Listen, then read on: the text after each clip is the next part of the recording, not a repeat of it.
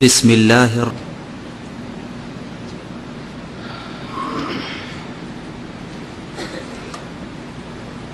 الحمد لله رب العالمين والصلاة والسلام على سيدنا المرسلين نبينا محمد وعلى آله وصحبه أجمعين أما بعد।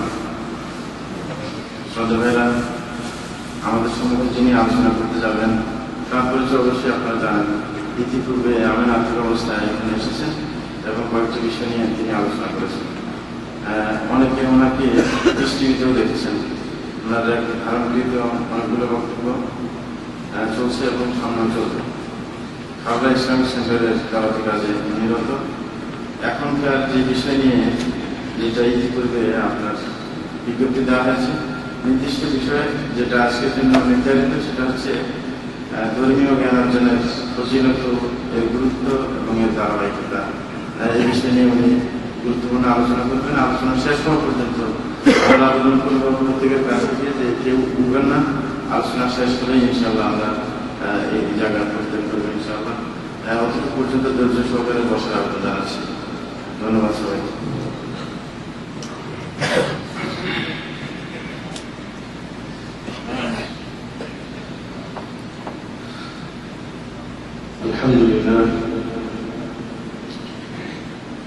الحمد لله رب العالمين والعاقبة للمتقين والصلاة والسلام على أشرف الأنبياء والمرسلين نبينا محمد وعلى آله وأصحابه أجمعين. أما بعد، أعوذ بالله من الشيطان الرجيم. قل هل يستوي الذين يعلمون والذين لا يعلمون؟ إنما يتذكر أولو الألباب. وقال تعالى في موضع آخر: ويرفع الله الذين آمنوا منكم والذين أوتوا العلم درجات. وقال تعالى في موضع آخر: إنما يخشى الله من عباده العلماء.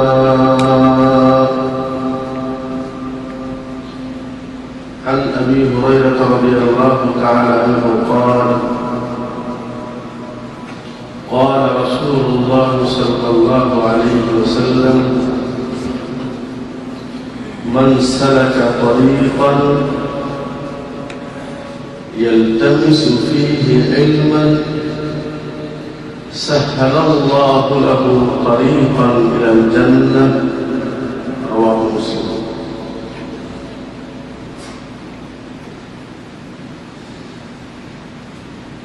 King Fahad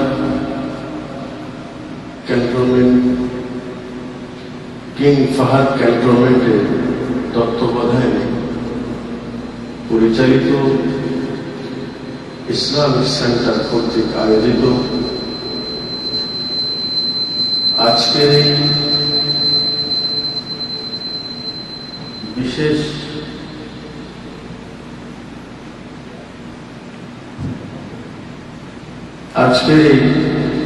ধর্মীয় বিশেষ আলোচনায় সর্বপ্রথম শুকরিয়া জ্ঞাপন করছি মহান রব্বুল আলামিনের দরবারে, যিনি আমাদেরকে এই মসজিদে দ্বীনের আলোচনা করার জন্য এবং শোনার জন্য উপস্থিত হওয়ার তৌফিক দান করেছেন। তাই তার দরগাহে আমরা সিজদায়ে শুকরিয়া জানাই। আলহামদুলিল্লাহ। অতঃপর শুকরিয়া জানাই অত্র ইসলামিক সেন্টারের সম্মানিত পরিচালক মুদির শেখ আবু মোহাম্মদ, যিনি আমাকে এখানে আসা এবং আপনাদের সামনে উপস্থিত হওয়া যে করণীয় ব্যবস্থা উনি করেছেন, আল্লাহ ওনাকে যেন উত্তম বদলা দান করেন। এবং শুকরিয়া জানাচ্ছি অত্র সেন্টারের সম্মানিত দায়ী বন্ধুবর শেখ মুস্তাফিজুর রহমান, যিনার আন্তরিক প্রচেষ্টায় আজকের এই আলোচনায় উপস্থিত হতে পেরেছি। আল্লাহ পাক ওনাকেও এই উত্তম বদলা দান করুন। আপনারা যারা আন্তরিকভাবে আমাকে মন থেকে চেয়েছেন, আমাকে এখানে আসার জন্য অনুরোধ করেছেন, আল্লাহ আপনাদেরকেও উত্তম বদলা দান করুন। আজকে সংক্ষিপ্ত আলোচনার বিষয় হবে এলেম, জ্ঞান অর্জনের অপরিহার্যতা ও তার ফজিলত। আল্লাহ পাকের মেহেরবানিতে আমরা প্রত্যেকেই মুসলমান। কোরআন এবং হাদিসের দৃষ্টিতে প্রত্যেক মুসলমানের এমন কিছু জ্ঞান অর্জন করা অপরিহার্য, যে জ্ঞান যদি মুসলমানেরা অর্জন না করে তাহলে তারা প্রকৃতপক্ষে সে ইসলামের সঠিক পদ্ধতিতে সে চলতে পারে না। এই জন্য আজকের আলোচনায় আমরা জানব যে কোন কোন বিষয়ে আমাদের প্রত্যেককেই জানা ফরজ এবং ফরজে আইন। শিক্ষা অর্জন করা প্রয়োজন এই জন্য আল্লাহ রাব্বুল আলামিন সূরা নাহলের ৭৮ নম্বর আয়াত আল্লাহ পাক বলেছেন, ওয়াল্লাহু আখরাজাকুম মিন বুতুনি উম্মাহাতিকুম লা তা'লামুনা শাইআ وجعل لكم السمع والأبصار والأفئدة। আল্লাহ বলেন ওয়াল্লাহু আখরাজাকুম, আল্লাহ তিনি যিনি তোমাদেরকে বের করেছেন, মিন বুতুনি উম্মাহাতিকুম, তোমাদের মায়ের পেট থেকে, লা তা'লামুনা শাইআ, যখন তুমি মায়ের গর্ভ থেকে যখন তুমি দুনিয়ায় এসেছো, আল্লাহ পাক বলছেন লা তা'লামুনা শাইআ, আমি তোমাকে পৃথিবীতে এমন অবস্থায় নিয়ে এসেছি তুমি ছিলে একেবারে মূর্খ, জাহিল। লা তা'লামুনা শাইআ, কোনো জ্ঞান তোমার কাছে ছিল না। ওয়া জাআলা লাকুমুস সামআ, জন্মের পর আল্লাহ পাক তোমাকে শ্রবণ শক্তি দিয়েছে। ওয়াল আবসার, দৃষ্টি শক্তি দিয়েছে। ওয়াল আফইদা, আল্লাহ তাআলা অন্তর দিয়েছে। আল্লাহ পাক তিনটা নিয়ামতের কথাই আয়াতে আলোচনা করেছেন। প্রথমে বলেছেন যে আমি প্রত্যেককেই মূর্খ করে দুনিয়ায় প্রেরণ করেছি, কিছুই জানত না। আল্লাহ এই বাণীকে যদি আমরা সামনে রাখি, তাহলে যে সকল মাওলানা বা যে সকল মানুষেরা একথা বলে যে আব্দুল কাদের জিলানী উনি ওনার মায়ের পেটে 18 পারা কোরআন মুখস্থ করেছে, যদি ওই কথা মানেন তাহলে কোরআনের এই আয়াতকে অস্বীকার করতে হবে। কথাটা বুঝতে পারি না? আল্লাহ বলেছেন আমি তোমাদের প্রত্যেককে এমন ভাবে পয়দা করেছি, সৃষ্টি করেছি, লা তা'লামুনা শাইআ, যে তোমরা কিছুই জানতে না। আর সেখানে একজন বক্তা যদি বলে, সে যতই বড় আলেম হোক না কেন, যে আব্দুল কাদের জিলানী রাহমাতুল্লাহ আলাইহি উনি ওনার মায়ের পেটে 18 পারা কোরআন মুখস্থ করেছে, এই বক্তব্য আপনারা শোনেন নাই? এর আগে কি বুঝতেন যে এই কথাটা কোরআন এবং হাদিসের দৃষ্টিতে কতটুকু সঠিক? আজকে বুঝতে পারলেন? তাহলে ইলম অর্জন করা কি প্রয়োজন? এতদিন ইলম ছিল না যে একজন ব্যক্তি যদি এটা দাবি করে যে মায়ের পেটে থেকেই সে কোরআন হেফজ করেছে, এই কথাটুকু কোরআন এবং হাদিসের মানদণ্ডে চলবে কিনা। ইলম না থাকে কিন্তু জ্ঞানেও যেটা কবুল করে না। ছোট্ট শিশু যখন জন্মগ্রহণ করে, সে শিশু কিছু দেখে কি শিখতে পারে? কানে কি শুনতে পায়? সে কি কিছু বোঝে? বলছে আল্লাহ বলছেন আমি তোমাকে শোনার শক্তি দিয়েছি। আস্তে আস্তে সে ওই শিশুটি শোনে, শোনার যোগ্যতা আল্লাহ আপনাকে দান করে। আস্তে আস্তে সে দেখে, দেখার মাধ্যমে সে চিনতে পারে যে এটা আমার মা, এটা আমার আব্বা, এটা আমার ভাই। শোনার সাথে সে জ্ঞান অর্জন করে। আসল তখন ওই ছোট শিশু আসল অর্থ সে আস্তে আস্তে শিখতে শুরু করে যে আসো মানে এগিয়ে আসো, যাও মানে ওই দিকে হেঁটে যাও, চলে যাও। এই যে আল্লাহ বলছেন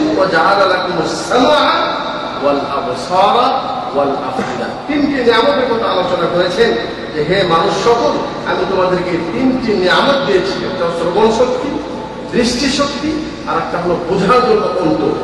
এই তিনটা দিয়ে আমাদেরকে জ্ঞান অর্জন করতে হবে। কি অর্জন করতে হবে? জ্ঞান অর্জন। প্রথম কাজ সেটা হলে আল্লাহ পাক বলেছেন সূরা মুলকে, হুয়াল্লাযী আনশাআ লাকুম হুয়াল্লাযী আনশাআ হুয়াল্লাযী জাআলা লাকুমুস সামআ ওয়াল আবসারা হুয়াল্লাযী আনশাআকুম ওয়া জাআলা লাকুমুস সামআ ওয়াল আবসারা ওয়াল আফইদা। আল্লাহ বলছেন হুয়াল্লাযী, তিনি ওই জাত, আনশাআকুম, যিনি তোমাদেরকে সৃষ্টি করেছেন, ওয়া জাআলা লাকুমুস সামআ ওয়াল আবসারা ওয়াল আফইদা, এবং তোমাদের শ্রবণ শক্তি বানিয়েছেন, দৃষ্টি শক্তি বানিয়েছেন, ওয়াল আফইদা, এবং আল্লাহ তোমাদেরকে অন্তর দিয়েছেন। কালিলাম মা তাশকুরুন। কিন্তু বাস্তব হলো এই যে বহুত কম সংখ্যক মানুষ এমন আছে যারা এই নিয়ামত সম্পর্কে তারা বোঝে এবং এখান থেকে উপকৃত হওয়ার চেষ্টা করে। এরকম লোকের সংখ্যা খুবই কম। তাহলে বুঝতে হলো, তাহলে বোঝা গেল যে আমাদেরকে শুনতে হবে, দেখতে হবে এবং বুঝতে হবে। আল্লাহ পাক বলেছেন ওয়ালাকাদ যারানা লিজাহান্নামা কাসীরাম মিনাল জিন্নি ওয়াল ইনস লাহুম কুলুবুন লা ইয়াফকাহুনা বিহা ওয়া লাহুম আ'য়ুনুন লা ইবসিরুনা বিহা ওয়া লাহুম আযানুন লা ইয়াসমাউনা বিহা উলাইকা কাল আনআমি বাল হুম আযাল। আল্লাহ পাক বলেছেন যে জ্ঞানী ব্যক্তির পরিচয় কি? তারা শুনবে, দেখবে, বুঝবে এবং এটার দ্বারা তারা শিক্ষা অর্জন করবে। আর যারা নাকি আল্লাহ পাক অন্তর দিয়েছে কিন্তু বোঝে না, কান দিয়েছে শোনে না, চোখ দিয়েছে দেখে না, আল্লাহ পাক বলছেন উলাইকা কাল আনআম বাল হুম আযাল। তারা চতুষ্পদ জন্তুর মতো, বরং তার চেয়েও তারা নিকৃষ্ট। তাহলে আমরা যদি এই কানটাকে শিক্ষার জন্য ব্যবহার না করি, চোখটাকে যদি শিক্ষার জন্য ব্যবহার না করি, অন্তরটাকে যদি বোঝার জন্য ব্যবহার না করি, তাহলে আল্লাহ পাক আমাদেরকে চতুষ্পদ জন্তুর সাথে আমাদেরকে তুলনা করেছেন। তাহলে আমাদেরকে কি করতে হবে? শিক্ষা অর্জন করতে হবে, জ্ঞান অর্জন করতে হবে, দেখা করতে হবে, শুনে জানতে হবে এবং অন্তরে বুঝতে হবে। শোনা, দেখা এবং বুঝার মাধ্যমে আমরা জ্ঞান অর্জন করব। জ্ঞান অর্জন করা প্রত্যেক মুসলমানের জন্য ফরজে আইন। আনাস বিন মালিক রাদিয়াল্লাহু তাআলা তিনি বলেন তালাবুল ইলমি ফারিদাতুন আলা কুল্লি মুসলিম, দ্বীন সংক্রান্ত জ্ঞান অর্জন করা প্রত্যেক মুসলমানের জন্য ফরজ আইন। অবশ্যই তাকে শরীয়ত সম্পর্কে জ্ঞান অর্জন করতে হবে। পানি কি খুব বেশি করবে? একটু ডিস্টার্ব হয়ে যাবে এই যাওয়া আসা শুরু হয় আলোচনার মাঝে।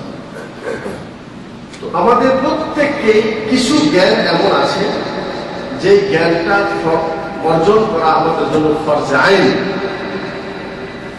কুল্লু মুসলিম, প্রত্যেক মুসলমানের উপর তালাবুল ইলম অর্জন করা। তো ইলম এবং জ্ঞান, তো জ্ঞান তো প্রত্যেক জ্ঞানকে বলা হয়। ইংরেজি শিক্ষা এটাও জ্ঞান, বাংলা শিক্ষা এটাও জ্ঞান, ধার্মিক শিক্ষা এটাও জ্ঞান। কিন্তু যে ফজিলত, যে জ্ঞানের ফজিলত সম্পর্কে আমরা শুনব, এটা হলো ধার্মিক জ্ঞান, ইলমি জ্ঞান। এর দলিল কি? এর দলিল হলো এই যে কোন ব্যক্তি যদি কসাইয়ের দোকানে যে যদি বলে যে আমাকে 1 কেজি গোশত দেন, তাহলে সে কি কাঁচা গোশত দেবে না পাকা গোশত দেবে? আপনি যে বলেন নাই যে আমাকে কাঁচা গোশত দেন, কিন্তু হোটেলে গিয়ে যদি বলেন যে আমাকে একটা পুরা মুরগি দেন, তাহলে সে কাঁচা দেবে না পাকা দিবে? পাকা দিবে। তাহলে সেখানেও পাকানো মুরগির কথা বলেন নাই, আর এখানেও কাঁচা গোশতের কথা বলেন নাই। তো এই বলার প্রয়োজন নেই। কেন প্রয়োজন নেই? যেহেতু ওখানে কাঁচা গোশতই পাওয়া যায়, আর এখানে পাকা রান্না করা গোশতই পাওয়া যায়, সেখানে রান্না আর কাঁচা পাওয়ার কোনো প্রয়োজন নেই। তো আল্লাহ নবী সাল্লাল্লাহু আলাইহি ওয়াসাল্লাম উনি যে ইলম সম্পর্কে বলেছেন যে তালাবুল ইলমি ফারিদাতুন আলা কুল্লি মুসলিম, প্রত্যেক মুসলমানের উপর জ্ঞান অর্জন করা ফরজ, তাহলে উনি কোন জ্ঞানের অধিকারী ছিলেন? কথা বলেন নাই? উনি কোন ইলমের অধিকারী ছিলেন? তাহলে উনি ফরজের কথা বললেন, উনি সেটা করেন নাই, উনি জানেন না, এটা হতে পারে? পারে না। উনি কি ডাক্তার ছিলেন? ডাক্তারি জ্ঞান ওনাকে দেওয়া হয়েছিল? ছিল, যেটা তিব্বে নববী, দোয়া এবং আজকারের মাধ্যমে যে চিকিৎসা, সেটা আলাদা। কিন্তু বর্তমান যুগের যেটা মানে শিক্ষার যেগুলি আছে, ইংরেজি শিক্ষা করা এবং আরো যেগুলি শিক্ষা আছে, এগুলি করে শিক্ষা অর্জন করেছিলেন না। ইলেকট্রিক জ্ঞান সম্পর্কে, কারেন্ট কিভাবে লাগাতে হবে, বাতি কিভাবে জ্বলবে, এগুলি জ্ঞান ছিল? আচ্ছা, তো আমরা আজকে এর আলোচনা জানবো যে কোন ধরনের ইলম অর্জন করা আমাদের জন্য ফরজ, এবং কিছু ইলম এমন আছে যেগুলি শিক্ষা অর্জন করা জায়েজ, এবং কিছু ইলম এমন আছে যেগুলি শিক্ষা অর্জন করা হারাম। তো যে ইলম প্রত্যেককে শিখতে হবে, জানতে হবে, প্রথমেই জানতে হবে আন ইয়ারিফ রাব্বাহু, প্রত্যেক মুসলমান তাকে জানতে হবে তার রবকে, প্রতিপালক সম্পর্কে, তার স্রষ্টা সম্পর্কে প্রত্যেক মুসলমানের জ্ঞান অপরিহার্য। তাকে জানতে হবে তার স্রষ্টা কে, তার স্রষ্টার গুণাবলী কি। এ বিষয়ে ইনশাআল্লাহ আমার আলোচনা হবে এশার পর। এবং প্রত্যেক মুসলমান জানতে হবে আইন ইয়ারিফ রাসূলাহু, যে আল্লাহর পক্ষ থেকে আমাদের নিকট যে রাসূল পাঠানো হয়েছে তিনি কে, তিনার কি বৈশিষ্ট্য, আল্লাহ পাক তিনাকে কেন পাঠালেন, ওনার বিষয়ে প্রয়োজনীয় জ্ঞান প্রত্যেক মুসলমানকে অবশ্যই জানতে হবে। আইন ইয়ারিফ দীনাহু, প্রত্যেক মুসলমান দ্বীন সম্পর্কে তাকে প্রয়োজনীয় মসলা মাসাইল অবশ্যই তাকে জানতে হবে। একজন মুসলমান সে কিভাবে ওযু করবে, এটা তাকে প্রত্যেক মুসলমানকে শিক্ষা অর্জন করা ওয়াজিব। একজন মুসলমান সে কিভাবে সালাত আদায় করবে, এই শিক্ষা তাকে অর্জন করা ওয়াজিব। একজন মুসলমান কিভাবে কোরআন পড়বে, কোরআন শিক্ষা অর্জন করা তার জন্য ওয়াজিব। দ্বীন সম্পর্কে সুন্নাত কি, বেদাত কি, সঠিক কি আর বেসঠিক কোনটা, মুআমালাতের ক্ষেত্রে, ব্যবসায়িক ক্ষেত্রে হালাল কোনটা, হারাম কোনটা, সত্য কোনটা, মিথ্যা কোনটা, এগুলি প্রয়োজনীয় বিষয় প্রত্যেক মুসলমানকে অবশ্যই জানতে হবে। তাহলে কটা মিনিট বললাম? আল্লাহ সম্পর্কে আমাদের প্রত্যেকেই জ্ঞান অর্জন করতে হবে, রসুল সম্পর্কে আমাদের প্রত্যেকেই ধারণা থাকতে হবে, এবং দিন সম্পর্কে প্রাথমিক ধারণা আমাদের প্রত্যেকের কাছেই থাকতে হবে। এই তিন বিষয়ে আলোচনা ইনশাআল্লাহ এশার পর আলোচনায় আসবে ইনশাআল্লাহ তাআলা। এরপরে যে বিষয়টা আমি বলবো সেটা হলে যে কিছু বিষয় জানা আমাদের জন্য জায়েজ। কেমন বিষয়? যেমন দুনিয়াবী বিষয়, কাপড় সেলাই করার জন্য দর্জির জ্ঞান শিক্ষা অর্জন করা, এটা জায়েজ। এর ভিতরে আমাদের দুনিয়াবী লাভ আছে, প্রয়োজন, শিক্ষা অর্জন করতে হবে। কিছু মানুষ ডাক্তার হবে, যারা মানুষদেরকে চিকিৎসা দিবে, ডাক্তারি জ্ঞান শিক্ষা অর্জন করা জায়েজ। এবং এটার উদ্দেশ্য যদি সেবা হয় তাহলে অবশ্যই এতে সওয়াব সে পাবে। আরো যদি দুনিয়াবী শিক্ষা আছে, বাংলা পড়া, ইংরেজি পড়া, অঙ্ক শিক্ষা, এগুলি শিক্ষা অর্জন করা জায়েজ, কিন্তু ফরজ নয়, ফরজ নয়।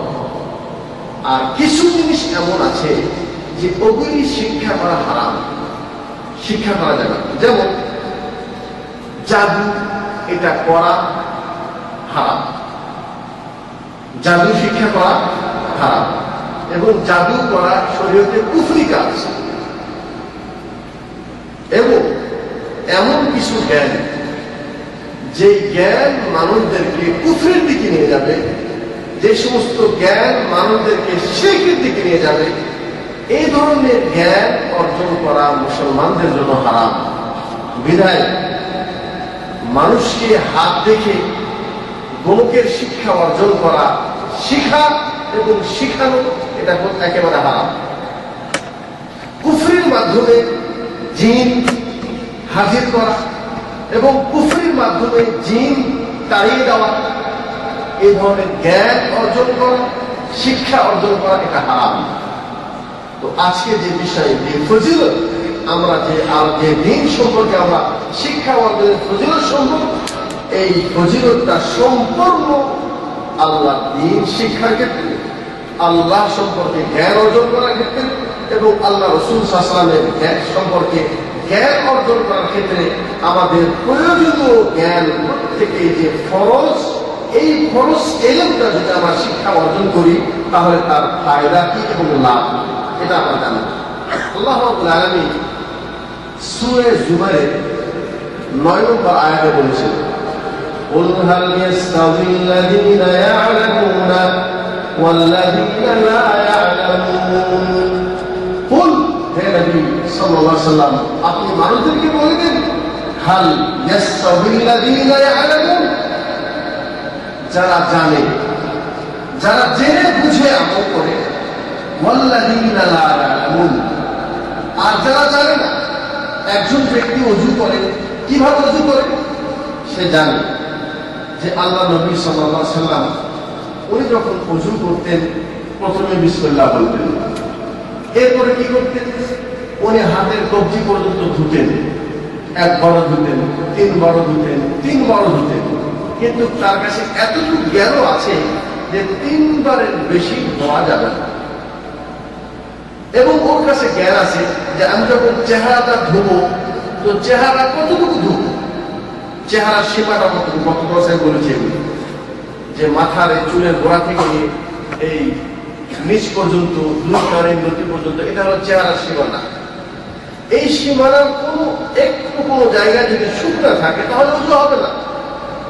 এই জ্ঞান যার কাছে আছে সে কিভাবে ওযু করবে? একেবারে সুন্দরভাবে পুরোটা চেহারা সুন্দরভাবে ধুবে, একবার, দুইবার, তিনবার ধুবে, কিন্তু চতুর্থবার ধুবে না। কেন? যে তিনবারের বেশি ধোয়া এটা মানে অতিরিক্ত কাজ, অপছন্দনীয় কাজ, এটা জায়েজ নয়, এটা ঠিক নয়। তাহলে যে ব্যক্তি জ্ঞান সহকারে ওযু করবে, একজন ব্যক্তি সালাতের জন্য এসছে, সে জানে, তার কাছে জ্ঞান আছে যে আমি সালাত কিভাবে শুরু করব।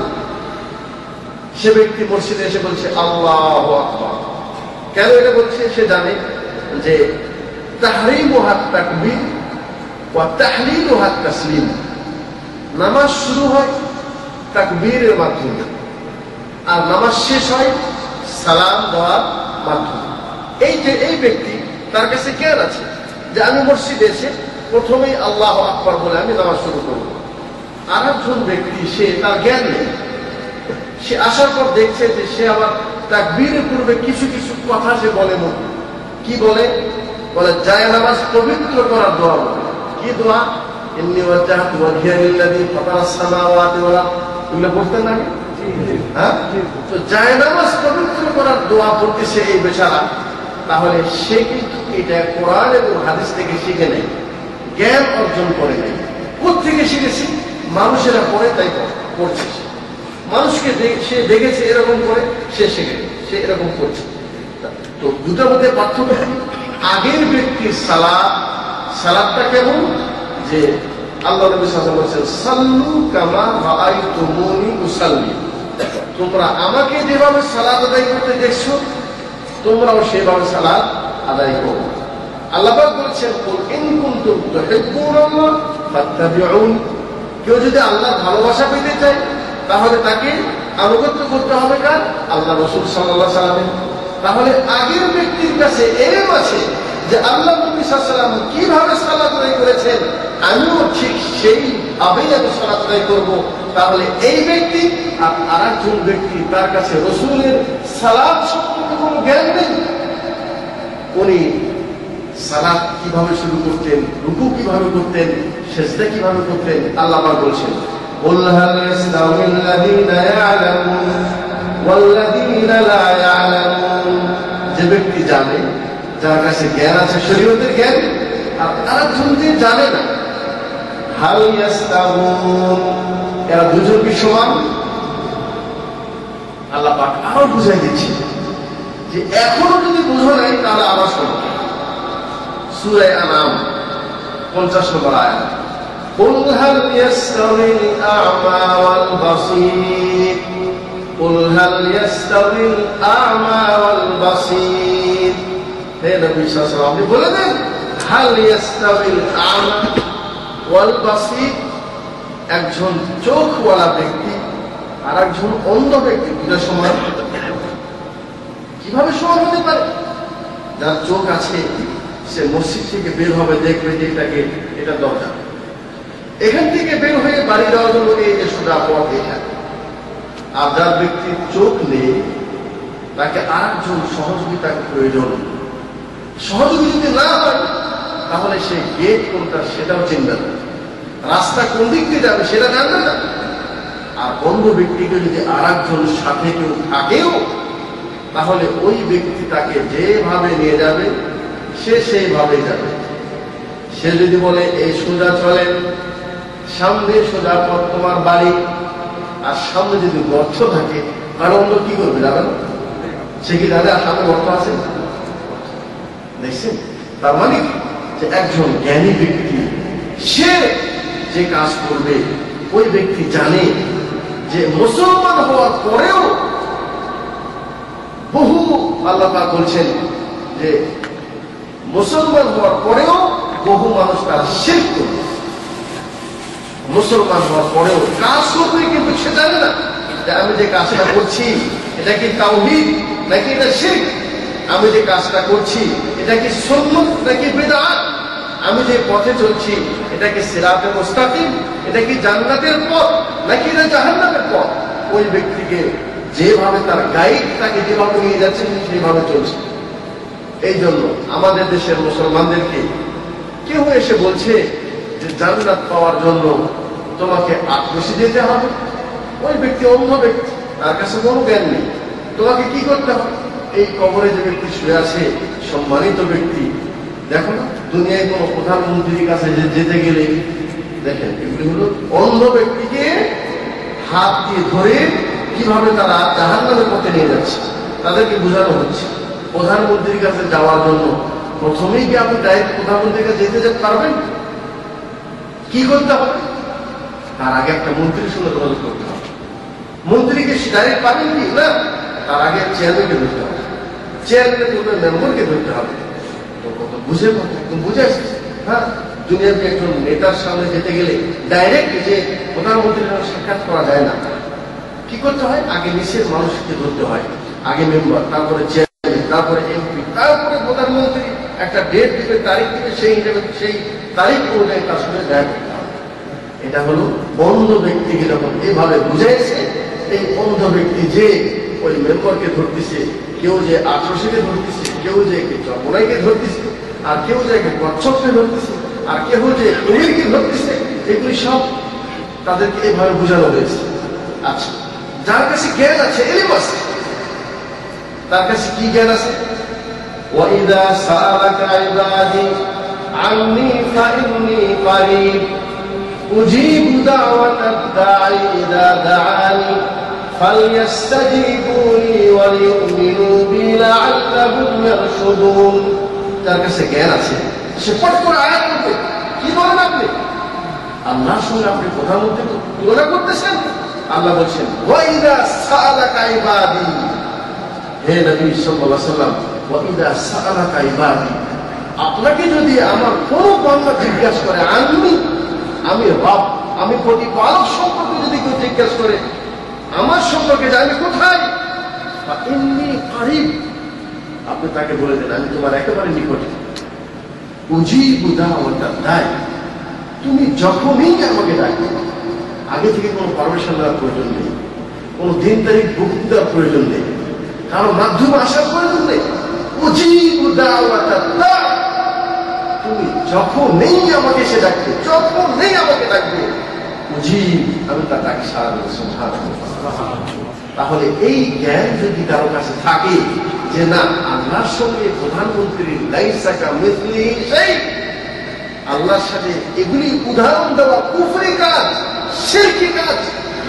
আল্লাহ প্রধানমন্ত্রীর মতো, এটা কিভাবে বলতে পারলেন? নাউযুবিল্লাহ, এটা কুফরি কথা, শিরকি কথা। এটা কি করতে হবে? আল্লাহ বলছেন যে উজিবু দাওয়াতাদ দাঈ, তুমি যখনই আমার কাছে ডাকো, তুমি যতই বড় অন্যায়কারী হও না কেন, তুমি যতই বড় আমার কাছ থেকে দূরে সরে যেতে থাকো না কেন, লা তাকনাতু মির রাহমাতিল্লাহ, তোমরা আমার দয়া থেকে নিজেকে নৈরাশ মনে করো না।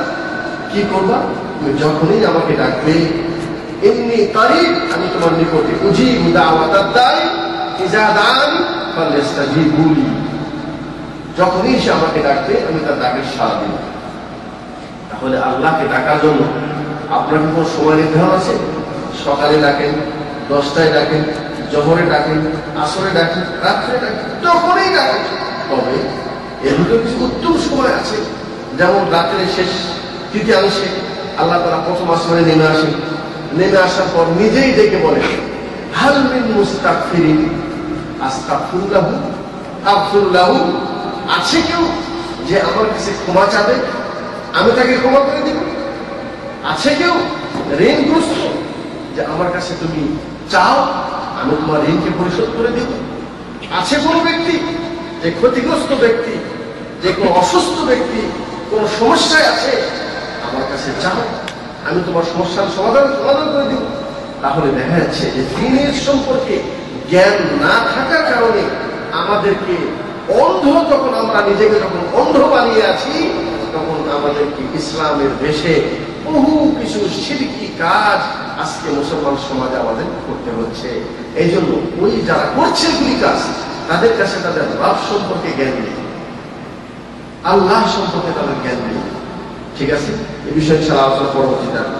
তো যেহেতু আজকের আলোচনাটা হলে যে ইলম অর্জন করার ফজিলত সম্পর্কে আজকের আলোচনা আমরা জানবো যে আল্লাহ এবং তার রাসূল সাল্লাল্লাহু আলাইহি ওয়াসাল্লাম উনি জ্ঞান অর্জন করার ক্ষেত্রে কত ফজিলতের কথা বলছেন। দেখুন, আল্লাহ নবী সাল্লাল্লাহু আলাইহি ওয়াসাল্লাম বলেছেন, প্রথম যে আয়াতটা শুনলাম, আল্লাহ পাক বলছেন যে না, যারা জানে এবং যারা জানে না তারা কোনোদিন সমান নয়। এই জন্য নবী মুহাম্মদুর রাসূলুল্লাহ সাল্লাল্লাহু আলাইহি ওয়াসাল্লামকে যখন আল্লাহ পাক প্রথম ওহী পাঠিয়েছেন, আয়েশা রাদিয়াল্লাহু তাআলা আনহা তিনি বলেন যে প্রথম ওহী আল্লাহ নবী সাল্লাল্লাহু আলাইহি ওয়াসাল্লাম এসেছে কি নিয়ে? ইকরা বিসমি রাব্বিকাল্লাযী খালাক। বলেছেন, হে নবী ইকরা, প্রথম শব্দটা কি ইসলামের? ইকরা, পড়ুন। আল্লাহ বলছেন, মা আনা বিকারিন, হে জিবরিল, মা আনা বিকারিন, আমি তো পড়া শিখি নাই, আমি তো জানি না পড়তে। তো কি জিবরাইল ছেড়ে দিলেন? ঠিক আছে, জানেন নাই, শিখেন নাই, কোরআন শিখেন নাই, 30 বছর বয়স হয়ে গেছে, 40 বছর বয়স হয়ে গেছে, এখনো কোরআন পড়তে জানেন না, আচ্ছা, আল্লাহ আপনাকে ছেড়ে দিন, জানি না, শিখি নেই। তো আল্লাহ নবী জিবরাইলকে বললেন, ঠিক আছে, আপনি পারেন না, দরকার নেই। তাই বলছেন না, অবশ্যই করতে হবে। পড়া ছাড়া, জ্ঞান অর্জন করা ছাড়া আপনি আপনার রবকেও চিনতে পারবেন না, আপনি শরীরকেও বুঝতে পারবেন না। তো আপনি রিসালাতের দায়িত্ব আপনি কিভাবে বহন করবেন? এটা বলছেন মা আনা বিকারি, আমি পড়তে জানি না। তো জিবরাইল ইসলাম কি করলেন? আল্লাহর পক্ষ থেকে তাকে প্রেরণ করা হয়েছিল আল্লাহ নবীকে শিক্ষা দেওয়ার জন্য। উনি বলছেন ফাগাত্তানি, উনি আমাকে গলায় জড়িয়ে ধরলেন, ধরার পর আমাকে জোরে একটু ঠাসা দিলেন, এমনকি আমি এতে একটু কষ্ট অনুভব করলাম। এরপরে আমাকে আবার বললেন, একরা পড়ুন। তো দেখি না, আমি এখন করতে পারছি না। এরপরে আবার ওনাকে জড়িয়ে ধরলেন, ধরার পর আবার ওনাকে গলায় চিপিয়ে নিলেন, আবার বললেন একরা। বলছেন মা আর আমি পারি, আমি এখনো করতে পারছি না। তিনবারের পর চতুর্থবার বলছেন ইকরা বিসমি রাব্বিকাল্লাযী খালাক, বলছে পড়ুন বিইসমি রাব্বিক, পড়ুন আপনার প্রতিপালকের নামের সাথে। সুবহানাল্লাহ। তাহলে আল্লাহ নবী সাল্লাল্লাহু আলাইহি ওয়াসাল্লামকে জিবরাইল সাল্লাল্লাহু ছেড়ে দেন যতক্ষণ পর্যন্ত উনি মুখে এটা না বলেছেন ইকরা বিসমি রাব্বিকাল্লাযী খালাক, এবং প্রথম কথাই বলছেন যে আপনি পড়ুন বিইসমি রাব্বিকাল্লাযী খালাক, আপনার ওই প্রতিপালকের নামে পড়ুন যিনি আপনাকে সৃষ্টি করেছে। তাহলে আমাদেরকে এই আয়াত থেকে দুটো জিনিস শিক্ষা অর্জন করতে হবে। প্রথমটা হলো এই যে আমাদেরকে প্রথমে পড়ার নির্দেশ দিয়েছে। প্রথমে আল্লাহ কি বলছেন? পড়তে বলেছেন। আচ্ছা, কি পড়তে বলেছেন? বিইসমি রাব্বিকাল্লাযী খালাক, আপনি প্রথমে পড়ুন, পড়ে দেখুন, জানুন যে আপনার রব আপনাকে কিভাবে সৃষ্টি করেছে। সুবহানাল্লাহ। তার মানে কি? মারিফাতুর রব, আপনার রব সম্পর্কে আপনি জানুন যে রব আপনাকে সৃষ্টি করেছে, সে রবের নামে আপনি পড়ুন। তাহলে সে রবকে আপনার চিন্তা হবে না? অবশ্যই চিন্তা হবে। এসব পরের আলোচনায় আপনি আরো বুঝবেন যে আজকে আমাদের রবকে আমরা কয়জন চিনি। যদিও আমরা মুসলমান দাবি করছি, প্রথম আলোচনায় আপনাদেরকে বলবো যে আমরা রবকে এখনো চিনতে পারি। রব সম্পর্কে আমাদের এখনো কোনো জ্ঞান নেই। শুধু আমাদের নয়, আমাদের চাইতে বড় বড় হুজুরদেরও এখনো রব সম্পর্কে জ্ঞান নেই। সেটি ইনশাআল্লাহ এসব আলোচনায় আসবে। তো আল্লাহ পাক বলছেন যে ইকরা বিসমি রাব্বিকাল্লাযী খালাক, আল্লাহ নবী বলছেন প্রথমেই পড়ার কথা। তো এই জন্য ইমাম বুখারী রাহিমাহুল্লাহ উনি ওনার কিতাব সাহিহুল বুখারীতে একটি অধ্যায় বেঁধেছেন, আল ইলমু ক্বাবলাল কওলি ওয়াল আমাল। আপনাকে জ্ঞান অর্জন করতে হবে প্রত্যেক কথা বলার পূর্বে এবং আমল করার আগে। আমল নয়, আগে দিন প্রচার নয়, আগে জ্ঞান অর্জন। ঠিক আছে ভাই? আগে আপনাকে জানতে হবে, আগে নিজে জানুন, তারপরে আপনি অপরকে শিখান। আগে প্রথমে নিজে আপনি শিখুন, তারপরে আমল করুন। আচ্ছা, এটাই আপনি দেখুন বর্তমান আমরা যেই পরিবেশে আমরা মানুষ হয়ে আসছি।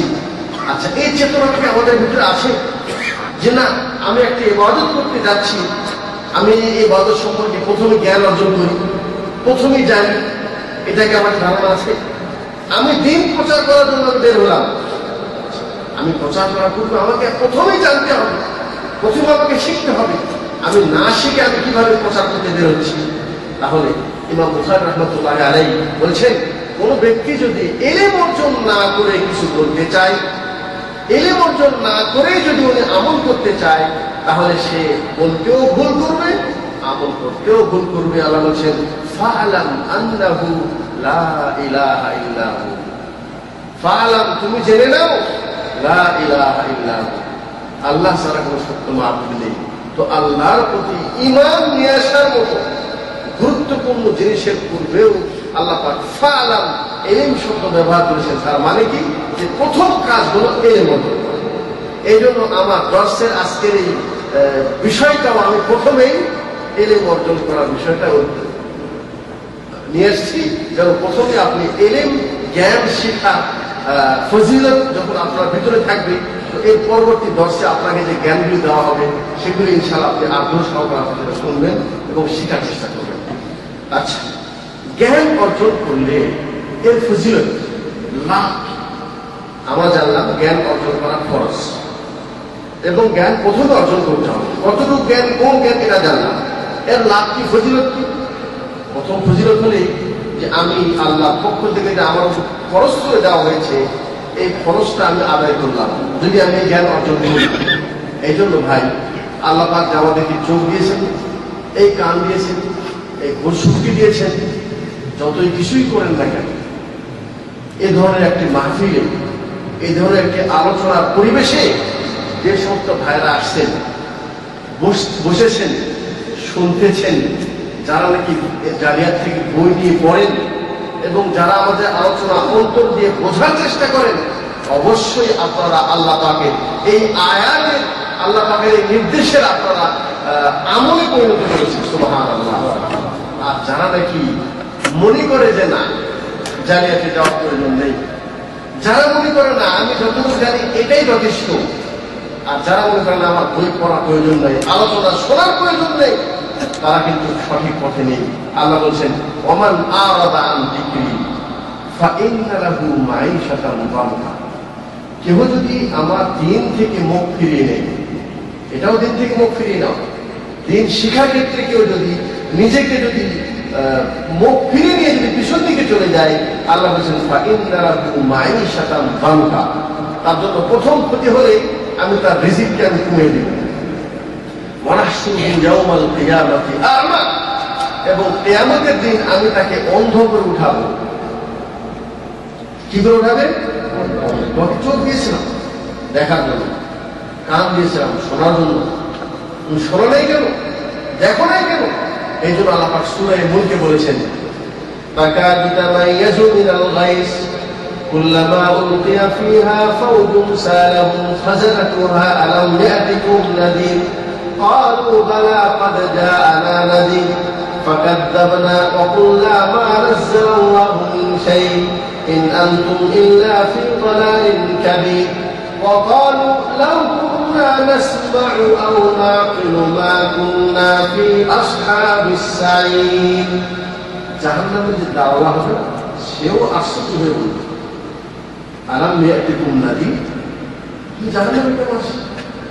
দুনিয়া তোমার চোখ ছিল, তোমার কান ছিল, তুমি বুঝতে দুনিয়ার সব ভালো মন্দ কথা, এরপর তুমি জাহান্নামে আসো। وسيق الذين كفروا إلى جهنم زمرا حتى إذا جاءوها فتحت أبوابها وقال لهم خزنتها ألم يأتكم رسل منكم يتلون عليكم آيات ربكم وينذرونكم لقاء يومكم هذا। জাহান্নামে দরজায় যে চৌকিদার আছে, সেও যারা নাকি জাহান্নামের দিকে নিয়ে যাওয়া হবে, এদেরকে আশ্চর্য করে বলবে, আলাম ইয়াতিকুম রাসূলুম মিনকুম, তুমি জাহান্নামে কেন আসো? তোমার নিকট কি রাসূল আসে নাই? ইয়াতুলুনা আলাইকুম আয়াতি রাব্বিকুম, রাসূল কি তোমাকে আল্লাহর বাণী আয়াত শোনায় নাই? ওয়া ইউনযিরুনাকুম লিকাআ ইয়াউমিকুম হাযা, এবং তোমাদেরকে এই দিনের সাক্ষাতের ভয়াবহতা সম্পর্কে তোমাকে কি রাসূলরা ভয় দেখায় নাই? ক্বালু বালা, অস্বীকার করার কিছু নেই। অস্বীকার করতে পারবে? দুনিয়ায় চুরি করে বলতে পারেন চুরি করি নাই। এখন তো গোপন ক্যামেরাও হয়ে গেছে, ক্যামেরায় দেখা যায়, কিন্তু যেখানে ক্যামেরা নাই চুরি করেও বলতে পারে চুরি করি নাই। কিন্তু কিয়ামতের দিন কোন অন্যায় করে গোপন করবে অসম্ভব।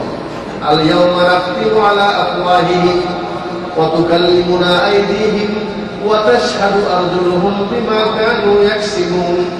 আল্লাহ পাক এই জবানকে বন্ধ করে দেবেন। মিথ্যা বলবেন তো মুখ দিয়ে, এটাকে প্রথম বন্ধ করে দিবেন। وتشهد أرجلهم, পায়ে হেঁটে গিয়েছিলাম অন্যায় কাজে, পা নিজে সাক্ষী দিবে যে এই পা দিয়ে হেঁটে গেছি। হাত দিয়ে ধরেছি কাউকে, হাত দিয়ে চর মেরেছি, হাত দিয়ে আমি অন্যায় কাজ করেছি, হাতে সাক্ষী দিবে। চোখ দিয়ে আমি অশ্লীল ফিল্ম দেখেছি, ও চোখ দিয়ে আমি অন্যায় কিছু করেছি, চোখে সাক্ষী দিবে। কান দিয়ে আমি বহু কিছু অন্যায় কথা শুনেছি, কান সাক্ষী দিবে।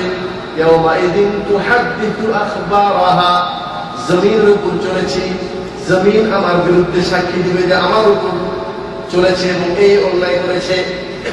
সব আশ্চর্য কথা, লুকানো কিছু নেই। ওয়াদিয়াল কিতাব ফাতারাল মুজরিমিন, আল্লাহ যখন কিতাবকে ধরে দেবে তখন তারা আশ্চর্য হয়ে বলবে, মা লিহাদাল কিতাবি লা ইউগাদিরু সাগীরাতান ওয়ালা কাবীরাতান ইল্লা আহসাহা। বলবেন আল্লাহ যখন তাকে কিতাবকে ধরে দিবে, ওয়া আম্মা মান উতিয়া কিতাবাহু বিশিমালি, ডান হাতে দিলে জান্নাত আর বাম হাতে দিলে জাহান্নাম। আর যখন বাম হাতে তার আমলনামা তাকে দিয়ে দিবে, তখন সে আমলনামায় সব কিছু আয়নার মধ্যে দেখতে পাবে। সুবহানাল্লাহ। আজকে এত তারিখ এই ক্যান্টনমেন্টে নিয়ে মসজিদে বসে আছেন, কিয়ামতের দিন আল্লাহ পাক আপনাকে এই দৃশ্যটাও তুলে ধরবে, দেখিয়ে দিবে। তখন মানুষ যখন তার অন্যায় কাজ যখন সে সচক্ষে নিজে যখন দেখতে পারবে, তখন বলবে মা লিহাযাল কিতাব লা ইউগাদিরু সাগীরাতান ওয়ালা কাবীরাতান ইল্লা আহসাহা। আয় আল্লাহ, তুমি আমাকে এমন কিতাব ধরে দিলে, লা ইউগাদিরু সাগীরাতান, যে একবারে ছোট্ট কোনো জিনিসও বাদ করে নাই, ওয়ালা কাবীরাতান, কোনো বড় জিনিসও বাদ করে নাই। কি ছোট থেকে ছোট আর বড় থেকে বড় সব কিছু আমার হাতে তুলে দিন। অস্বীকার করা কিছু নেই। ঠিক আছে ভাই? তাহলে আল্লাহ তাআলা বলছেন যে কিয়ামতের দিন জাহান্নামের দরজায় তাকে জিজ্ঞাসা করবে, আলাম ইয়াতিকুম নাযীর, তোমার কাছে কি করব? হয় দেখালো কেউ আসে নাই, সে কিন্তু তখন কি বলবে? দেখুন, এই যে আল্লাহ আপনাকে আজকে বলছে আলাম নাজআল লাহু আইনাইন ওয়া লিসানান ওয়া শাফাতাইন, আমি কি তোমাকে দুই চোখ দিইনি? ওয়া শাফাতাইন, দুটা ঠোঁট কি আমি তোমাকে দেই নাই? ওয়া হাদাইনাহুম নাজদাইন, ভালো এবং মন্দ পথ বোঝার মতো ক্ষমতা আমি কি তোমাকে দেই নাই? কাপড় কিনতে গেলে তো জাপানি কোনটা বাংলাদেশে কোনটা ভালোভাবে চিনেন, তো দিনের ক্ষেত্রে কোনটা সঠিক না সঠিক তুমি আসলে বোঝার চেষ্টা করো, চেষ্টাই করো নাই। তখন সে আফসোস করে বলবে ওয়াকালু লাউ কুননা নাসমাউ আও নাকিলু মা কুননা ফি আসহাবিস সাইর, স্বীকার করতে হবে। ওয়াকালু, তারা বলবে লাউ কুননা নাসমা, আলোচনা হয়েছিল, পোস্টারিং করা হয়েছে, বারবার বলা হয়েছে আসুন আলোচনায় আসুন। ওয়াকালু লাউ কুননা নাসমাউ, আমি যদি সেই দিন ওই আলোচনাটা শুনতে পারতাম, আও নাকিলু, অথবা শুনেছি কিন্তু বোঝার চেষ্টা করিনি। প্রথম বলবে যদি আমি শুনতাম, শোনার পরে যদি বুঝতাম, মা কুননা ফি আসহাবিস সাইর, তাহলে আজকে জাহান্নামে আসার প্রয়োজন ছিল না। আল্লাহ, তার মানে কি জাহান্নামে যাওয়ার অন্যতম একটি কারণ হবে না শোনা এবং না বোঝা, না শোনা এবং না বোঝা। তবে একটু আমি শুনেছিলাম যে আপনাকে ইলম অর্জন করা যেরকম ফরজ সেরকম হারাম আছে। সেরকম কি হারাম? তাহলে আপনি যার কাছ থেকে শিক্ষা অর্জন করবেন, প্রথমে জানতে হবে যে আমি এর কাছ থেকে কোরআনটা পড়বো, এই নিজে কি কোরআন শুদ্ধ করতে পারে? সে যদি বলে আলহামদুলিল্লাহি রাব্বিল আলামিন, তাহলে সে শুদ্ধ জানে, আমাকেও শুদ্ধ শোনাবে। আর সে যদি বলে আলহামদুলিল্লাহি রাব্বিল আলামিন, তার মানে হলো এই সে নিজেই কোরআন জানে না, কোরআন ভুল করতেছে। আর এর কাছে যদি আমি কোরআন শিক্ষা অর্জন করি, তাহলে আমিও কোরআন কি করবো? বলছি, আপনি যে ওস্তাদের কাছে শিক্ষা অর্জন করবেন, আপনাকে প্রথমেই জানতে হবে, এত অন্ধভাবে চললে হবে না। আল্লাহ চোখ দিয়েছে, জ্ঞান দিয়েছে, জিজ্ঞাসা করুন। জানেন না, যে জানে তাকে জিজ্ঞাসা করুন। তাকে বলুন দলিল দেন, আল্লাহ নিরাকার দলিল দেন, আল্লাহ সব জায়গায় আছে দলিল দেন, আর না হয় দলিল আমাদের কাছ থেকে নেন। তাহলে শিক্ষা অর্জন করার ক্ষেত্রেও যার কাছ থেকে জ্ঞান অর্জন করবেন, তার বিষয়ে আপনাকে প্রথমে জানতে হবে সে কি তাওহীদ পন্থী নাকি শিরক পন্থী, এর কাছে কি সুন্নাত আছে নাকি বিদআত আছে। এমন না যে সব বন্ধ করে বাজারে গেলাম, নামাজ শিক্ষা বই পেলাম, হাতে তুলে চলে আসলাম নামাজ শিক্ষা না। দেখুন লেখক এই নামাজ শিক্ষাটা কি লিখেছে? এই নামাজ শিক্ষা আপনাকে কি আল্লাহ নবীর নামাজের শিক্ষা দিবে, নাকি এই নামাজ শিখায় আপনাকে যায় নামাজ পবিত্র করার দোয়া শিখাবে? এটা আপনাকে যাচাই বাছাই না করে যদি নামাজ শিক্ষা বাজারে গেলেন কিনলেন, আপনি জানেন না এই নামাজ শিক্ষায় হাদিস থেকে শিক্ষা দেওয়া হয়েছে নাকি মন করা কথা আছে, তাহলে দেখা যাচ্ছে যে শিক্ষা অর্জন করার পরেও আপনি জানেন। আমার মনে হয় শোকের কথা বুঝাতে পেরেছি। এই জন্য আপনার ওস্তাদটা হতে হবে নিখুঁত। আপনি যার কাছ থেকে জ্ঞান অর্জন করবেন সে হতে হবে একদম সিরাতে মুস্তাকিম, সঠিক পথের অধিকারী। আলহামদুলিল্লাহ, আল্লাহ পাকের লাখ শুকরিয়া জানাই যে আমরা যে এই প্রবাসী জীবনে এই দেশে এই বিশেষ একটা অবদান যে আমাদের এখানে ইসলামিক সেন্টারগুলি তুলেছে এবং এই ইসলামিক সেন্টারে আমাদের মতো দায়ী এখানে নিযুক্ত করা হয়েছে। আপনারা জানেন এই দায়ীগুলিকে এখানে নিযুক্ত করার পূর্বে এদের আমল এবং আকীদা সম্পর্কে তারা যাচাই বাছাই করে দেখে এবং মদিনা ইউনিভার্সিটির মতো একটি বিশ্বের সেরা শিক্ষা প্রতিষ্ঠান থেকে যে ব্যক্তি ফারেগ হয়ে যায়, আলহামদুলিল্লাহ সেখানে তাকে দিন সম্পর্কে যথেষ্ট সঠিক জ্ঞান তাদেরকে দেওয়া হয়। বিদায় আলহামদুলিল্লাহ আপনারা যেটা পাচ্ছেন ইনশাআল্লাহ এটা একেবারে সঠিক জ্ঞান পাচ্ছেন এবং এটা থেকে উপকৃত হওয়ার চেষ্টা করুন। নিজে শিখুন, আপনার পরিবারে এখান থেকে ট্রান্সফার করার চেষ্টা করুন। সম্মানিত দিনী ভাইরা আমার, আমি কিন্তু এখন ফজিলত আলোচনা শুরু করতে যেতেই পারি না। তো ইলম অর্জন করার যেটা ফজিলত, দেখুন প্রথম ফজিলত সেটা হলে আবু হুরায়রা রাদিয়াল্লাহু তাআলা তিনি বলেন, মান সালাকা তারিকান ইয়ালতামিসু ফীহি ইলমান সাহালাল্লাহু লাহু তারিকান ইলাল জান্নাহ। মান সালাকা তারিকান, যে ব্যক্তি রাস্তায় বের হলো, ইয়ালতামিসু ফীহি ইলমান, কেন বের হয়েছেন? ইলম অর্জন করার জন্য। আপনার ঘর থেকে বের হয়েছে, মসজিদে আসছেন, অন্য মসজিদে নামাজ পড়তেন কিন্তু আসছেন এই মসজিদে কেন? এখানে দিন সম্পর্কে আলোচনা হবে। এতদিন মনে হয় এত লাভ করছেন যে আজকে দেখুন আপনার কত ফায়দা। যারা এখানে উপস্থিত হয়েছে বা পরের দশে হবেন তাদের ফায়দা দেখুন। আল্লাহ বলছেন মান সালাকা তারিকান, ইলম তো শিখেন না, এখন ইলম কিছুই অর্জন করেন না, ইলম শিখার উদ্দেশ্যে আপনি ঘর থেকে বের হয়েছেন।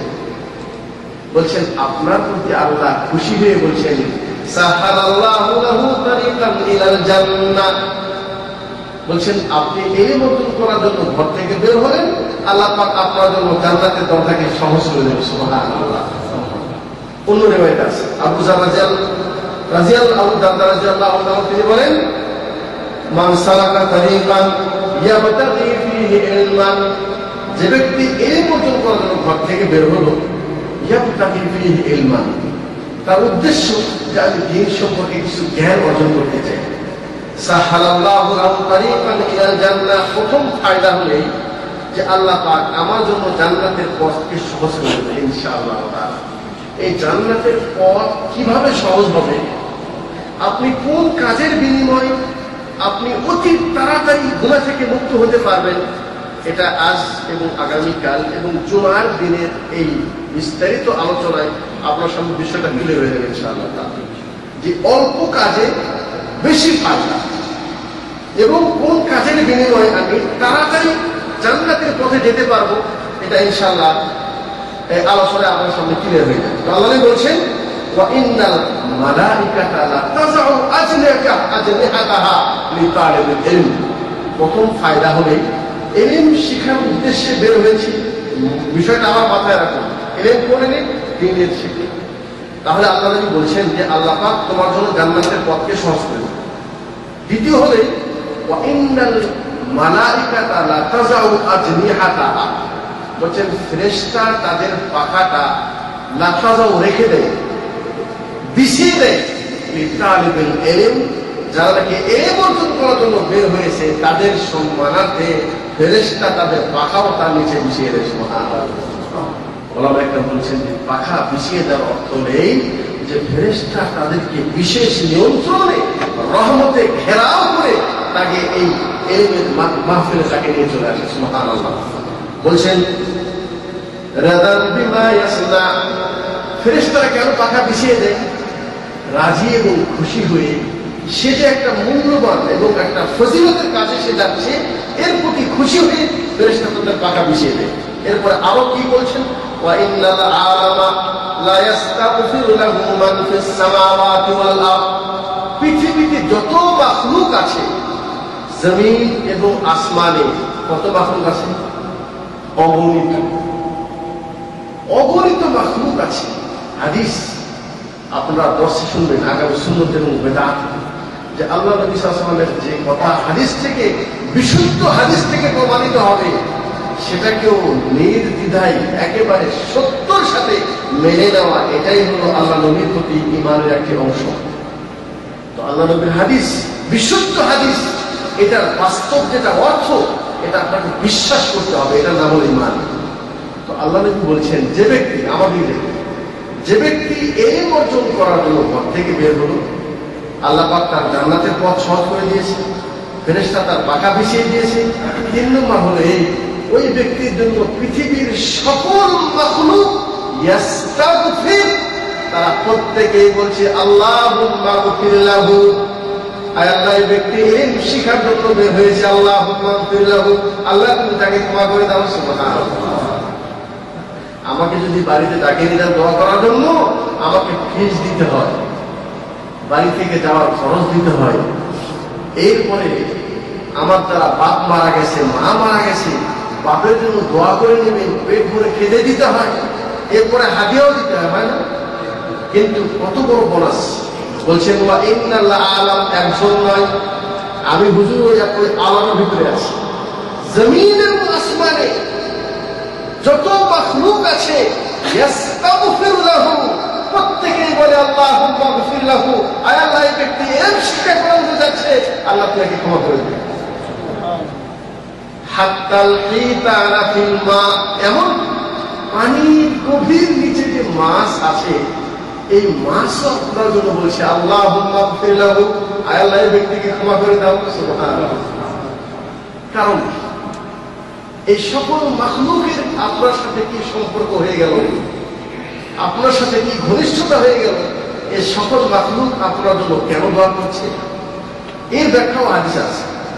এ বিষয়ে আব্দুল্লাহ বিন আমর বিন আস রাদিয়াল্লাহু তাআলা তিনি বলেন, সামি'তু রাসূলুল্লাহ সাল্লাল্লাহু আলাইহি ওয়াসাল্লাম, আমি আল্লাহর রাসূলের কাছে শুনেছি, ইন্নাল্লাহা লা ইয়াকবিদুল ইলমা ইনতিজাআন ইয়ানতাজি'ুহু মিনান নাস, কিয়ামতের পূর্বে আল্লাহ পাক ইলমকে তুলে নেবেন। আশরাতুস সাআহ, কিয়ামতের চিহ্ন সম্পর্কে আপনাদের ইসলামিক সেন্টার থেকে একটি সুন্দর বই বের হয়েছে, পড়েছেন?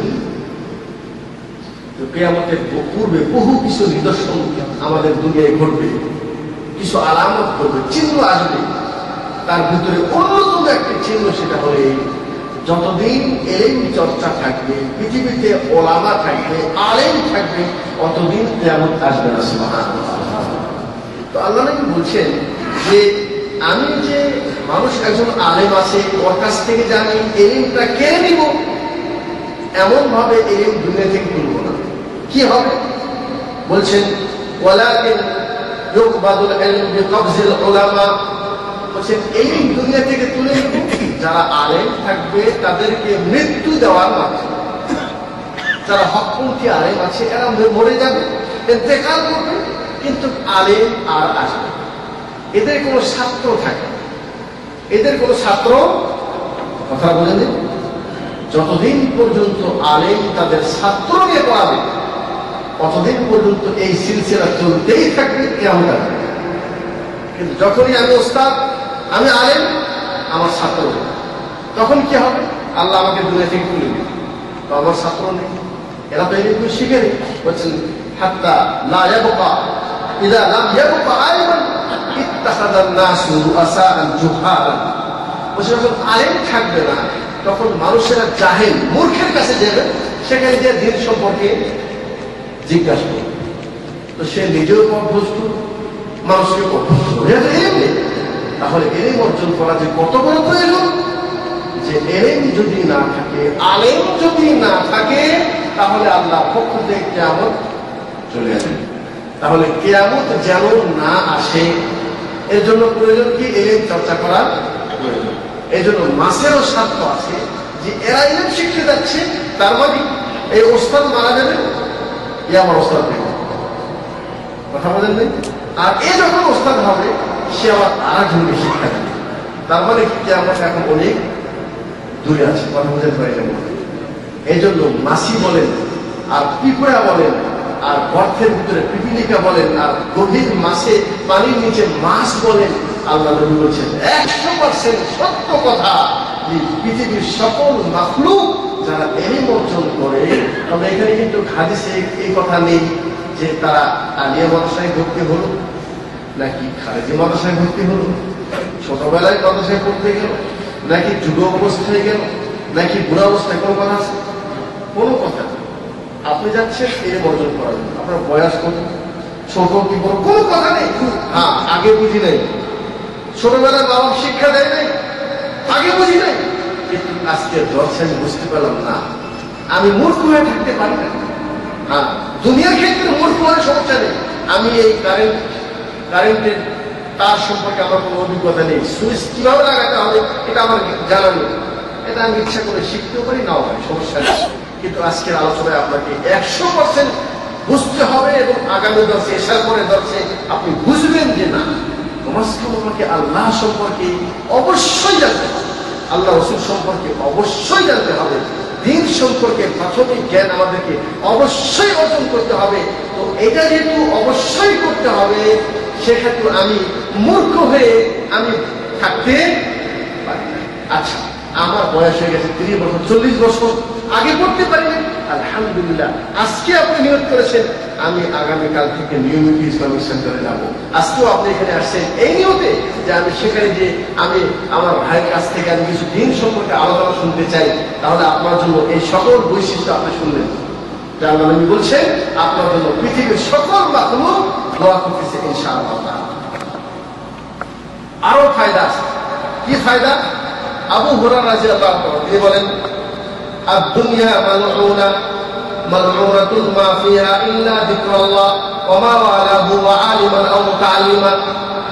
আবু হুরায়রা রাদিয়াল্লাহু আনহু তিনি বলেন, আমি রাসূলুল্লাহ সাল্লাল্লাহু আলাইহি ওয়াসাল্লামের মুখ থেকে শুনেছি, তিনি বলছেন আদ-দুনিয়া মালউনা ওয়া মালউনাতুন মা ফিহা, দুনিয়া এবং দুনিয়ায় যা কিছু আছে সবগুলি আল্লাহর অভিশাপ, মানে সবার উপর আল্লাহর অভিশাপ নাযিল হয়। দুনিয়া এবং দুনিয়ায় যা কিছু আছে, আচ্ছা আল্লাহর অভিশাপ থেকে মুক্তি পাওয়ার উপায় কি? বলছেন ইল্লা যিকরাল্লাহ, আল্লাহর জিকির করতে হবে। আল্লাহ কি করতে হবে? আচ্ছা, আল্লাহর জিকির সম্পর্কে আমার আলোচনা আছে আগামী জুমার নামাজ পড়ে জিকির করতে হবে, কিন্তু সেটা আমাদের শিখতে হবে। জিকির কিভাবে করবেন, কোন জিকির করবেন, এখানে ভেঙে করে দিতেছে, ঠিক আছে? এটা ইনশাআল্লাহ আগামী জুমার নামাজে পড়ে। তো আপনি যদি আল্লাহর অভিশাপ থেকে বের হতে চান কি করতে হবে? যিকর আল্লাহ, আল্লাহর জিকির করতে হবে।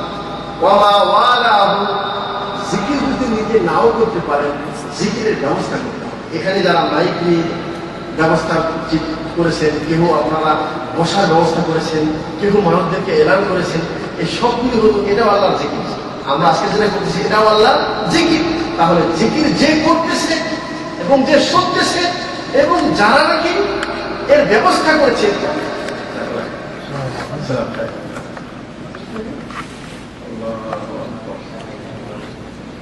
আচ্ছা আজানের পর আলোচনা হবে, যার ওযু নেই।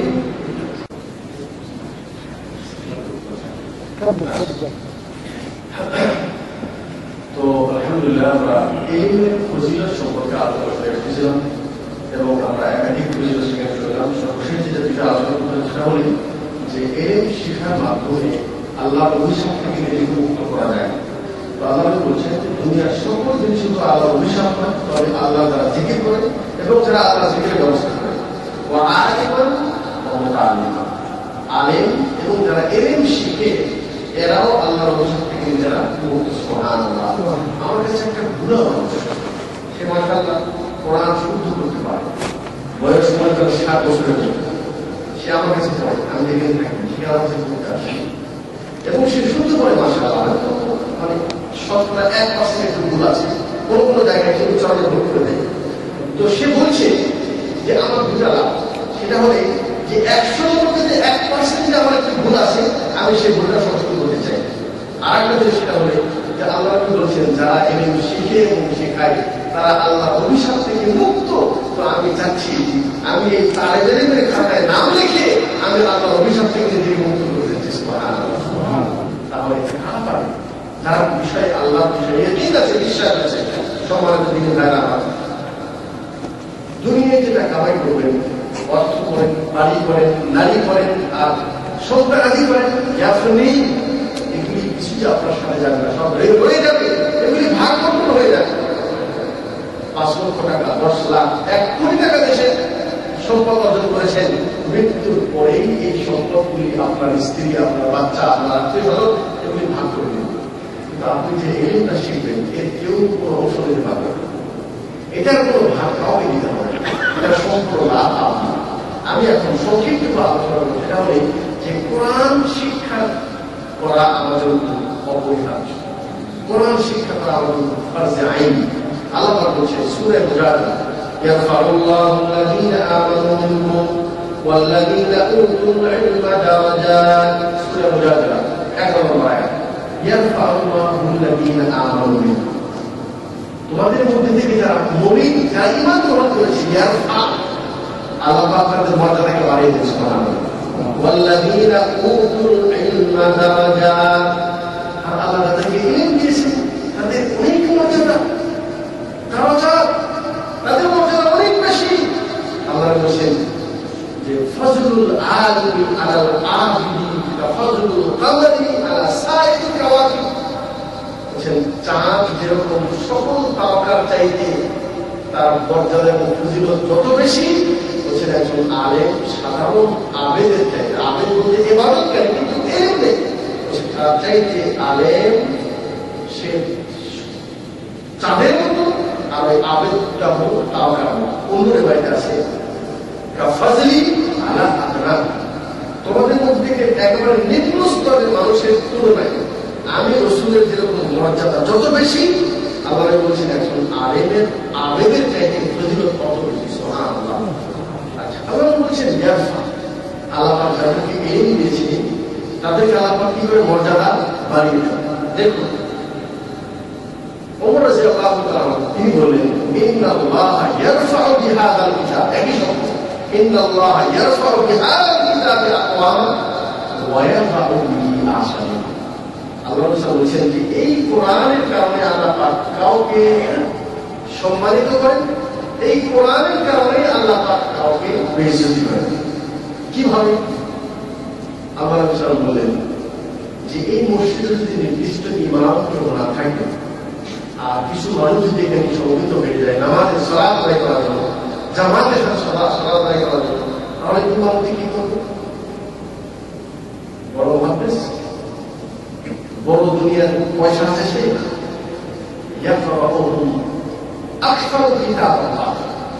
আল্লাহ বলছেন যে যার কাছে কোরআনের জ্ঞান বেশি আছে সেই ইমামতি করবে। আর ইমামতি মর্যাদাই ছোটখাটো মর্যাদা, ইমামের মর্যাদা কত বেশি জানেন? পৃথিবীতে এমন কোন লিডার আছে যে লিডার যা বলবে সরকার তাই শুনবে, এরকম কোন লিডার আছে?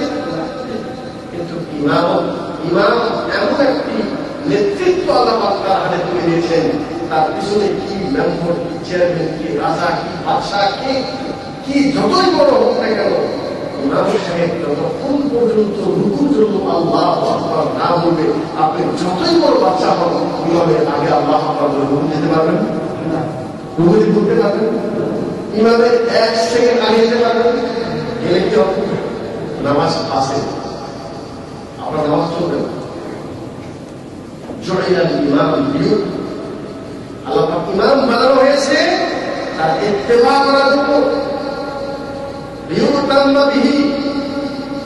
ইমাম যা করে আপনি তার পিছিয়ে পিছিয়ে করতে পারেন, আগে করা যাবে। এটা হল সম্মান। আমি বলছি আল্লাহ আকবার, আপনি তার পরে বলেন আল্লাহ, আমি আগে উঠে যাবো, আমি যা করবো আপনি তাই করেন। এটা হল এই সম্মান আল্লাহ ইমামকে দিয়েছে। তো আল্লাহ বলছেন ইমামকে কি করবে? যার কাছে কোরআন বেশি আছে। তো আল্লাহ নবীর কাছে একদল মুসলমান, নতুন মুসলমান যারা হয়েছে, তো আল্লাহ নবী যখন এই কথা বললেন যে আমরা বাড়িতে ফিরে যে নামাজ পড়বো জামাতের সাথে, তো ইমামতি কি করবে? বলছেন দেখো তোমাদের মধ্যে কোরআন কি বেশি জানে। দেখেন একটা ছোট বাচ্চা, সে কোরআন বেশি জানে, তাহলে বলে ছোট বাচ্চাই তোমার ইমামতি করবে। জাবের রাদিয়াল্লাহু তাআলা বলেন উহুদের মাঠে যখন 70 জন সাহাবীকে যখন শহীদ করে দেওয়া হয়েছে, তো এক কবরে একাধিক লাশ রাখতে হচ্ছে। তো আল্লাহ নবীকে জিজ্ঞাসা করা হলো যে প্রথম কবরে কার লাশটা আমরা রাখবো, কবরে প্রথম কার লাশ রাখবো? আল্লাহ বললেন আকসারুহুম কিতাবাল্লাহ, যার কাছে কোরআনের জ্ঞান বেশি তাকে প্রথম রাখবো। সুবহানাল্লাহ। তাহলে দুনিয়াতেও সম্মান, কবরেও, আখিরাতেও সম্মান। আব্দুল্লাহ বিন আমর রাদিয়াল্লাহু আনহু বলেন ইউকালু লিসাহিবিল কুরআন, আল্লাহ রাসূল বলেন ইউকালু লিসাহিবিল কুরআন ইকরা ওয়ারকা, তুমি পড়ো এবং চলো, পড়ো এবং ইকরা ওয়ারকা, এক আয়াত পড়ো একটা সিঁড়ি, আরেকটা আয়াত পড়ো আরেকটা সিঁড়ি। ওয়ারাত্তিল কামা কুনতা তুরাত্তিলু ফিদ দুনিয়া ফাইন্না মানজিলাকা ইনদা আখির আয়াতিন তাকরাউহা, যার আখির শেষ আয়াত যতটুকু হবে তার মর্যাদা অতটুকু হবে। সুবহানাল্লাহ। 100 আয়াত করেছে 100 মঞ্জুরি, 200 আয়াত করেছে 200 আয়াত উপরে আফগানিস্তান। তাহলে যার কাছে কোরআন বেশি আছে ওই ব্যক্তিকে আল্লাহ পাক দুনিয়াতেও সম্মান দেবেন, কবরেও সম্মান দেবেন, আখিরাতেও সম্মান দেবেন। এটা হলো ফজিলত। আল্লাহ রাসূল বলেছেন, আবু বকর আল-বাহিলি তিনি বলেন ইকরাউল কুরআন ফাইন্নাহু ইয়াতি শাফিআন লিআসহাবিহি, আল্লাহ বলেছেন তোমরা কোরআন পড়ো, কারণ কোরআন যারা পড়ে কিয়ামতের দিন এই কোরআন ওই কোরআন পড়ে মুক্তির জন্য সুপারিশ করে। সুবহানাল্লাহ। সম্মান দিবেন, ফজিলত অনেক কাছে সামনে। আল্লাহ বলেছেন মান ক্বারা হারফান মিন কিতাবিল্লাহ ফালাহু বিহা হাসানাহ, কোন ব্যক্তি যদি আল্লাহর কালাম থেকে একটি হরফ পড়ে তার জন্য নেকি, ওয়াল হাসানাতু বিআশরি আমসালিহা, আল্লাহ পাক একটি নেকিকে 10 গুণ বাড়ায় দেন। সুবহানাল্লাহ। ওয়ালা কুলু আলিফ লাম মিম হারফুন, আল্লাহ বলেন আমি এটা বলছি না যে আলিফ লাম মিম এতটুকু শব্দ থেকে পড়ে তাহলে এটা যে একটি হরফ তা বলবো না। আলিফুন হারফুন, লামুন হারফুন, মিমুন হারফুন, আলিফ লাম মিম মুহাম্মাদুর রাসূল, এতটুকু যদি কেউ পড়ে তাহলে আলিফুন হারফুন, আলিফ একটা হরফ 10 নেকি, লামুন হারফুন, লাম একটা হরফ 10 নেকি, মিমুন হারফুন, মিম একটা হরফ 10 নেকি, কত নেকি হলো? আলিফ লাম মিম পড়ে 30 নেকি। এক পৃষ্ঠা যদি বসে করেন তাহলে কত নেকি? সোমবার দিন ভাইরাবার, এটা তো নেকি। কিন্তু আপনি যদি নামাজ পড়বেন, সালাত আদায় করবেন, আপনি দাঁড়িয়ে কি করবেন? সূরা পড়তে পারবেন? লা সালাতা লিমান লাম ইয়াকরা বিফাতিহাতিল কিতাব, আল্লাহ রাসূল বললেন যে কোন ব্যক্তি যদি সূরা ফাতিহা না পড়ে তার লা সালাত, কোন আপনি নামাজ পড়বেন, সালাত হবে না। সূরা ফাতিহা পড়তে হবে, তার সাথে আরেকটি সূরা আপনাকে পড়তে হবে, রুকু দোয়া শিখতে হবে, সেজদা দোয়া শিখতে হবে, দুই সেজদার মাঝখানে দোয়া করতে হবে। তো এগুলি আপনাকে শিখতে হবে।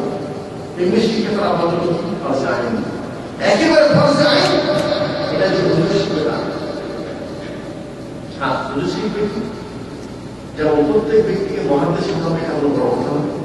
প্রত্যেক ব্যক্তিকে আলেম হাফেজ হতে হবে, এটা বড় কথা হবে।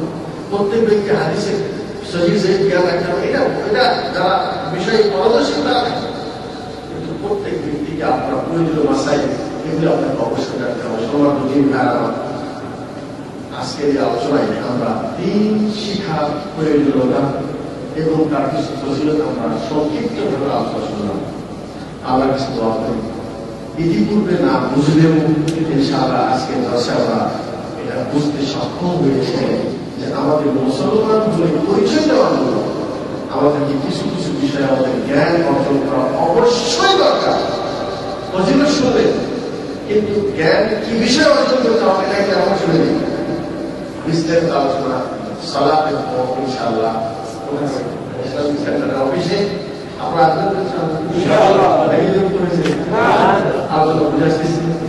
আল্লাহ আমাদের সবাইকে উত্তম আমরা যা বলেছি শুনেছি, আল্লাহ আমাদের প্রত্যেককে এরকম আমল করার দান করুন।